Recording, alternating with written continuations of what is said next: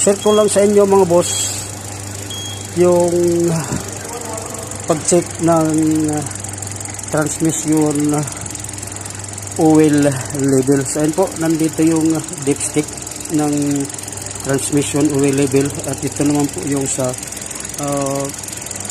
engine or sa makina.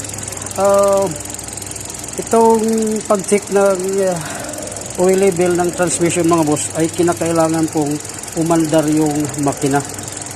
Dito po ay kabaliktaran to sa makina. Ang makina ay dapat naka-standby ng magdamag at sa umaga natin sinicheck. Ito naman pong sa transmission ay dapat umandar yung makina. At doon natin makikita yung tamang level kung kulang or sakto lang. So katulad nito, bunutin lang natin dito. Pakita ko lang sa inyo mga boss. Dito po sa ating dipstick ng transmission ay mayroon tayong makikita diyang nakasulat